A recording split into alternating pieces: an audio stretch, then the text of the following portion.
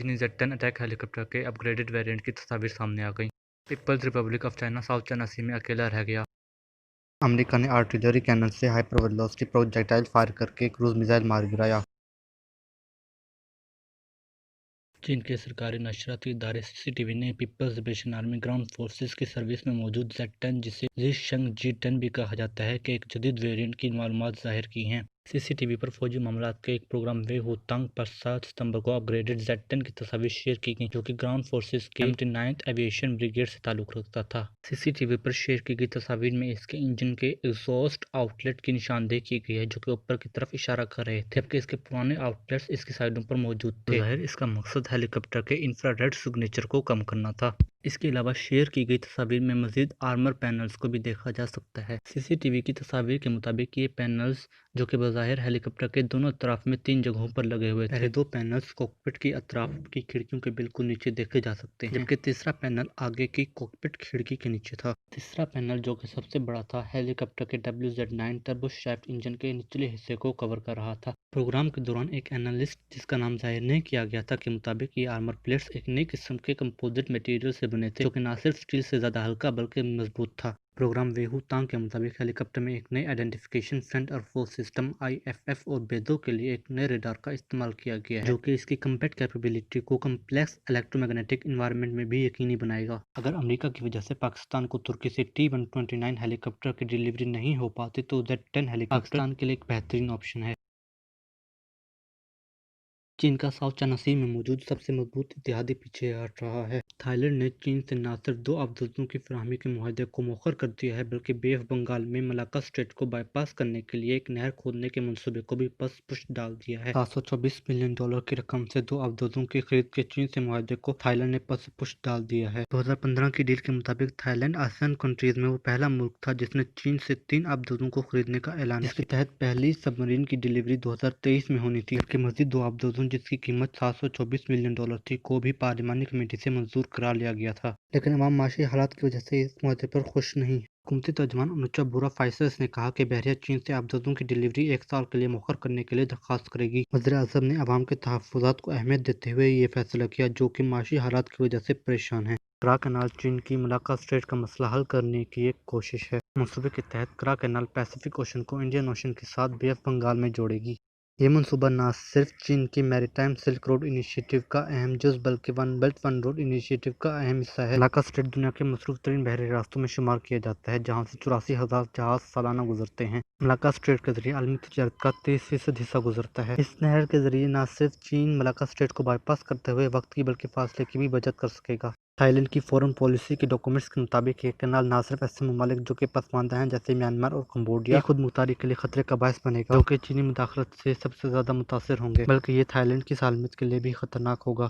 India اس سلسلے میں اپنے پروجیکٹ کے ساتھ نہ صرف چین کی بڑھتی ہوئی بحری طاقت کو کسی حد تک کنٹرول کر سکے گا بلکہ یہ اس کے عالمی اثر و رسوخ کو بھی بڑھائے گا۔ بھارت انڈین اوشن میں چین کی بڑھتی ہوئی سرگرمیوں کی وجہ سے اپنے جزیروں کو اپ گریڈ کر رہا ہے۔ تھائی لینڈ کے ٹرانسپورٹ منسٹر سکسیان چٹجوب نے ایک انٹرویو کے دوران کہا کہ ملاکا اسٹریٹ بہت پرہجوم ہو چکی ہے اور ایک متبادل راستہ جو کہ تھائی لینڈ سے گزرے گا بحری راستے کے وقت کو 2 دن تک کم کر دے گا جو کہ تجارت میں بہت اہم ہے۔ اس سلسلے میں تھائی لینڈ اپنے جنوبی ساحل پر دونوں طرف ڈیپ سی پورٹس کو ڈیولپ کرنے اور پھر انہیں ہائی ویز اور ریلویز سے جوڑنے کے منصوبے پر غور کر رہا ہے۔ اس طرح 100 کلومیٹر طویل زمین پر زیر غور کینال منصوبے کے متبادل کے طور پر استعمال ہو سکے گا۔ ٹرانسپورٹ منسٹر سکسیان کے مطابق 2 بندرگاہوں کی تعمیر سے ہونے والے ماحولیاتی نقصان کا اندازہ لگانے کے لیے 75 ملین جبکہ ہائی ویز اور ریلویز لنکنگ سسٹم کی تعمیر سے ہونے والے ماحولیاتی نقصان کا اندازہ لگانے کے لیے 90 ملین کی رقم رکھی گئی ہے۔ تھائی لینڈ کا اس طرح پیچھے ہٹنا چین کے لیے ایک جیوپولیٹیکل ڈیفیٹ کے طور پر دیکھی جا رہی ہے جس کا ساؤتھ چائنا سی میں کوئی اتحادی نہیں رہ گیا جبکہ امریکہ اور بھارت کی کامیابی تصور کی جا رہی ہے۔ چائنا کا اس طرح اکیلا رہ جانا اس کے سپر پاور بننے کے خوابوں کے لیے ایک دھچکا ہے۔ ایک 105 ملی میٹر ہوویٹزر M09 پیلاڈن نے تاریخ رقم کرتے ہوئے ایک کروز میزائل جو کہ فاسٹ موونگ مینووربل کروز میزائل تھا کو ایک ہائپر ویلوسٹی پروجیکٹائل جو کہ آواز کی رفتار سے 5 گنا زیادہ تیز سفر کر سکتا تھا سے مار گرایا۔ حال ہی میں جاری کیے گئے ایئر فورس کے اعلامیہ کے مطابق یہ کارنامہ 5 مارچ کو انجام دیا گیا۔ انہوں نے مزید کہا کہ آرمڈ وہیکل جیسا کہ ٹینکس ہوویٹزر اور انفینٹری وہیکلز نے کبھی بھی کروز میزائل کو نہیں مار گرایا تھا لیکن اس کامیاب مظاہرے کے بعد تاریخ رقم کر دی گئی۔ یہ کارنامہ white send missile range new Mexico میں انجام دیا گیا۔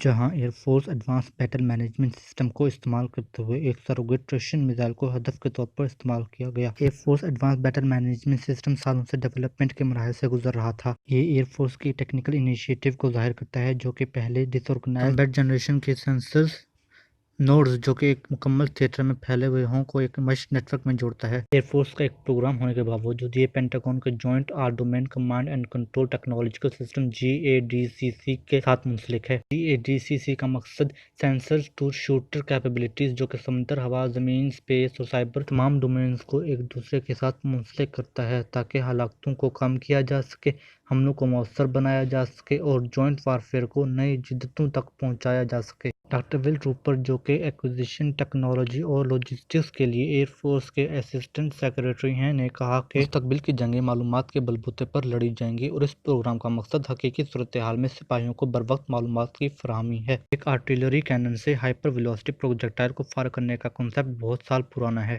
یہ روپر کے پینٹاگون اسٹریٹجک کیپیبلٹی آفس کو ڈائریکٹ کرنے کے وقت سے ہے اور اس کا مرکز بحریہ کی ریل گن اور بحریہ کے سروس شپس پر ڈیک ماؤنٹڈ گن سے HVP کو فائر کرنے جیسے پروگرام تھے۔ ڈیولپرز کے مطابق HVP کے 5600 میل فی گھنٹہ کی رفتار حاصل کرنے کی وجہ سے اسے کائنیٹک انرجی وار ہیڈز کہا جا سکتا ہے، یعنی اسے کسی بھی قسم کے بارود کی ضرورت نہیں ہے۔ یہ ہتھیار ایسی فورس پاور رینج کا حامل ہے جو کہ دشمن کو بہت دور سے خطرے میں ڈال سکتا ہے۔ کائنیٹک انرجی وار ہیڈ ہونے کی وجہ سے حملہ کرنے کی صورت میں ایسا لگے گا جیسے کئی ٹن وزنی گاڑی 160 میل فی گھنٹہ کی رفتار سے اپنے ہدف کو ٹکرا جائے۔ روپر نے مزید کہا کہ یہ کامیابی artificial intelligence enabled data analytics کی انٹیگریشن سے ممکن ہوا، جس نے ایک لمحے میں ڈیٹا کو گیدر، آرگنائز اور اینالائز کیا، جس سے نہ صرف ہوا، سمندر اور زمین پر موجود سینسرز انفارمیشن ایکسچینج کر سکیں جو کہ عام حالات میں الگ تھلگ ہوتے ہیں، بلکہ آرٹیفیشل انٹیلیجنس انیبلڈ الگورتھم بالکل اسی وقت اس ڈیٹا کو اینالائز کرکے ڈسٹریبیوٹ بھی کر دے گا۔ طویل فاصلے کے حامل سینسرز نہ صرف یہ کام کر سکیں گے بلکہ بومبرز جو کہ ہوا، surface ships, fighter jets, drone اور زمین پر موجود کمانڈ اینڈ کنٹرول بیسز سے آپریٹ کرتے ہیں، کو طویل فاصلے تک اپنے مشن انجام دینے کی صلاحیت فراہم کریں گے۔